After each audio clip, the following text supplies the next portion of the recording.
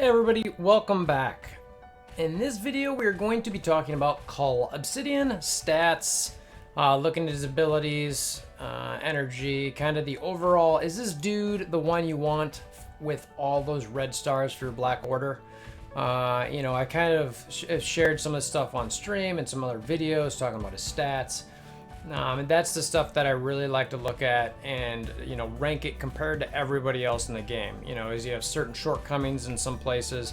Does he make up for it in other spots? So anyway, that's really what this video is going to be about.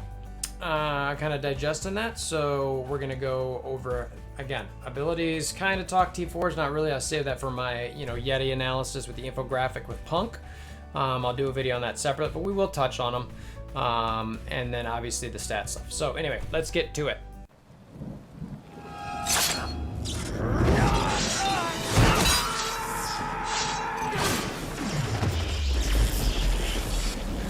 Bring me WolverThor!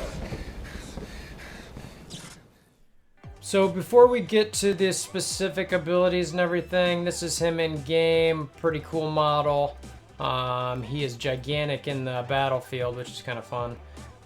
Mine is 5 yellows, womp, womp, womp on the red stars. If you missed that on stream, 2 reds. I think I opened like 30 regular orbs, at least 2 elite 5s and 10 elite 4s, and all I got was 2 reds. So that was extremely disappointing, but anyway, cool character here. So yeah, let's go check out the abilities with the Ultron bot. Okay, so I've got the abilities here on the Ultron bot. His primary is attack primary and adjacent targets for 250 damage, and this is the part we'll kind of touch on the T4. The T4 upgrades that damage by 50%. Okay, damage increase. We'll get into that, like I said in the T4 videos. And remember, this guy counters a lot. So you'll see in this passive a little bit where those come from. So you got to remember that with his basic here.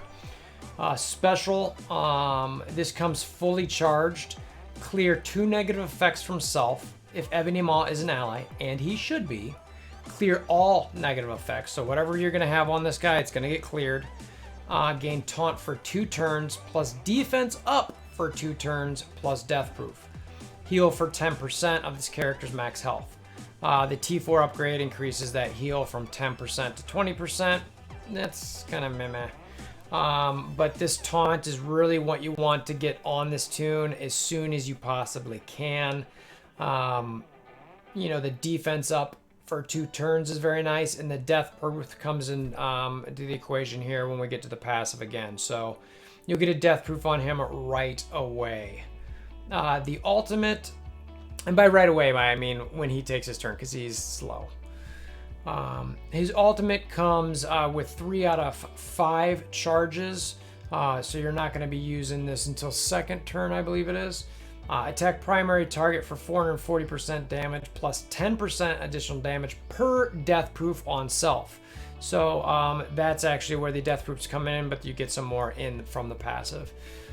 Transfer all positive effects on primary target to self. So when you're going to use this, you're really going to want to look and find which target has a bunch of positive effects on it. Ideally immunity, ideally defense up, ideally regens.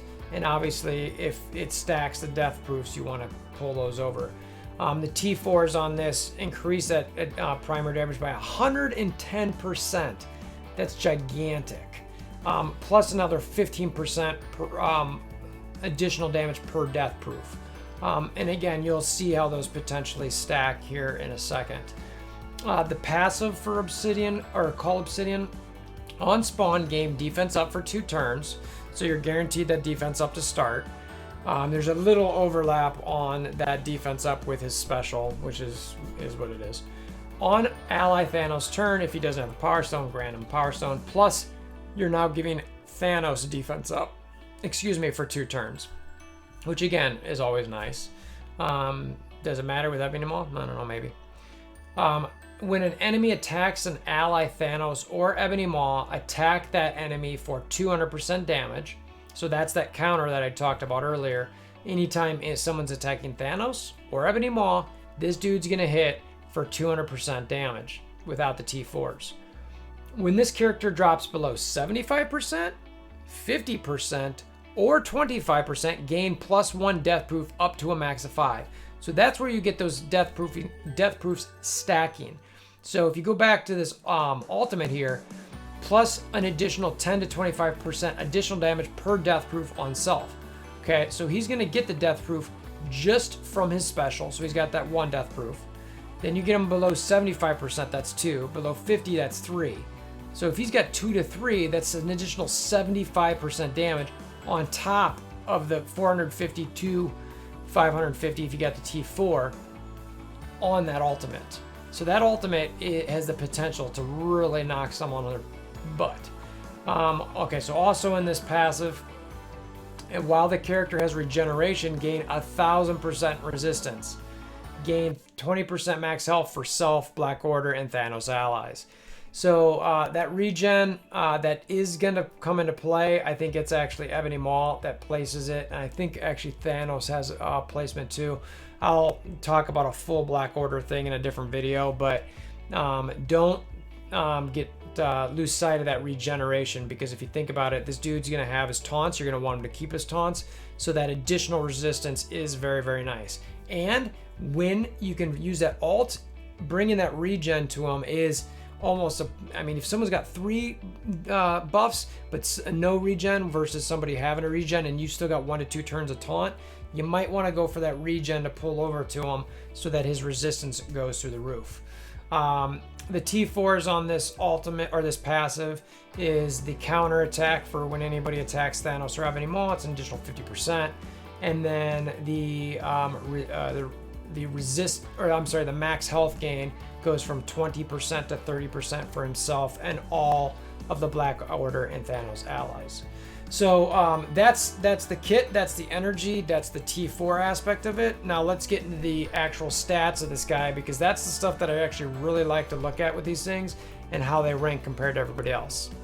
Okay, for those of you who are not familiar, I have a giant spreadsheet that ranks every single stat category for every single toon in the game. I have to get a baseline to be able to properly do that so that they're all at the same level. That baseline is level 70, 7 yellow stars, 0 red stars, gear tier 11, 1% star tech, because at the time that was the lowest I could get, MSF.GG, and passive level 4. So that gives me the baseline so that I know I'm looking at all these characters equally. And then I basically put all in the stats and I got the rankings. So Cull Obsidian across the board comes in at the 33rd ranked stat character in the game. That's pretty solid. So he is the 33rd ranked character in the game based on stats and their rankings. His overall average rank of all the stats is 55. Pretty good. I typically like to say, well, sometimes he's got stuff that are higher and sometimes he's got stuff that are lower that might not matter. So let's see where he falls in as far as that regard goes. First up is health. He comes in at 124,000 health at that level, which ranks 3rd. The only 2 ahead of him are Kingpin and Thanos, and they're tied, and they're barely above him, so he's essentially one of the top-rated health characters in the game. The one that's really surprising to me, that I was really shocked at, and really comes into play when you're talking about that counter if somebody hits Ebony Maw or Thanos, is the damage. He has 8,271 damage at this juncture and ranks 7th in the game for damage. I was really surprised to see that. I thought this guy was just going to be kind of a tank, look at him, just distract or keep everybody off someone else in the Black Order. But this dude's going to be hitting hard, real hard. So think about that when we get this red star conversation in a second. Armor. All right, so this is the low of the group, the part that you're probably going to be a little disappointed about. His armor comes in at 2153, which is ranked 108th in the game. I was disappointed when I saw this. Now, I do want you and myself to remember that he does have defense up quite often, so that's going to help a little bit. But man, I wanted to see that armor higher. But when I thought about it, I'm like, is that going to make it a little bit too OP? So the armor might be just about right. Now, how does that compare to Thanos? High health, low armor. Let's find Thanos real quick. Again, Cull Obsidian's 2153. and we've got Thanos here at 3,022. So that's like an 800 difference, a little around 800 difference armor at that same level, and Thanos is ranked 83rd. So, you know, think about, you know, how Thanos is with his armor compared to with defense up and without defense up. So you probably want to make sure that Cull Obsidian has that defense up going. So it's really nice to see there's multiple stackings there, so hopefully he can keep it. His focus, which, whatever, you're not really, you know, I forget, does focus come into effect when you're actually pulling positive effects over? It might. So his focus comes in at 1485, ranked 76. That's fine. You know, that brings that ranking down a little bit. The armor is the ranking that brings it down that you care about. Resistance, this is really nice to see, 1823. So that's a pretty high resistance. Comes in ranked 19th in the game. Really like seeing that. Really, really solid. I'm expecting him to be able to resist quite a bit, especially when you're talking about having that regeneration on him. So if you got the regen, he's already at 19. He's going to skyrocket into, you know, a really high resistance tune. His speed, it's 88. It's ranked 119th in the game. Really low. Honestly, that's good. Because the way that the Black Order is going to work here is that Thanos is going to put that taunt on him pretty early.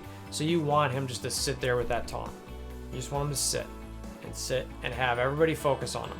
So now, granted, that counter might not come into play too much other than somebody using AoE on Thanos or Ebony Maw, but your hope that that speed, you always like a tank like that to have, you know, be able to get a taunt on him quick and then just sit there and, you know, like a log basically, that you're just sitting there pounding and chopping away with your axe. So anyway, like I said, that comes in at the overall stat ranking there is 55 with the average rank, the 33rd ranked tune in the game.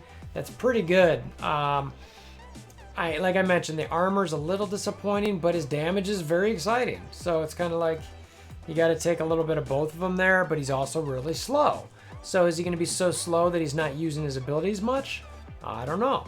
I know for me personally, I've played with my 4 Black Order so far without Ebony Maw in just Blitz. It's obviously not in War, and I took him up against Asgardians in 8.1. I did win, but again, I had Minerva, and the Asgardians didn't have some of their War capabilities either. So we'll see. I don't know. You know, it was generally close, but, you know, with Minerva, she brings everybody back, so I was like, okay, fine. So yeah, so those are his stats. So let's do an outro, and I'll give you my final thoughts on this guy and whether you really want all of those red stars on him. So this guy is a stat machine. I remember seeing these stats right away, and I was like, this dude is going to matter for the Black Order. He's arguably one of the most critical and important pieces to this team. So if you have big red stars on him, you hit the lottery. If this team ends up being everything that Fox Next has laid them out to be. This dude looks like a beast. I wanted reds on him so bad, and I didn't get any of them. I got 2, so technically I got 2. I was really disappointed, especially since I want to get some reds on Maw, but I didn't want to waste all of my elite orbs on Cull Obsidian, given how many orbs I'd already opened to just get 2. So, I don't know, I might try to open 1 or 2 more Elite 4s just to see if I can get something on them, but just feel like it's not meant for me. Like, I'm not getting it on them. I think it's just going to kind of be what it is. So, yeah, if you got red stars on this guy, be very, very happy. So, anyway, what do you guys think? You think this guy's going to be a stud? You think he's going to be a critical component for Black Order? I think he will be. You know, it's going to be pretty disappointing if the Black Order don't live up to the hype. Hopefully it's not a Wakanda 2.0. I don't think it's going to be, but we'll see. So anyway, thanks for stopping by. Please hammer down on that like button. Click the notification bell, subscriptions, all that kind of stuff. Share with your alliance mates. Come to the Discord. That link's in the description below. I love talking about this type of stuff. I love hearing from people say, hey, you know, WolverThor, this is what you missed. This is what I think. And kind of going back and forth a little bit and chatting about that type of thing. But again, I think this dude's going to be a stud. So anyway, come by, talk about it. And until next time, I hope you have a wonderful day.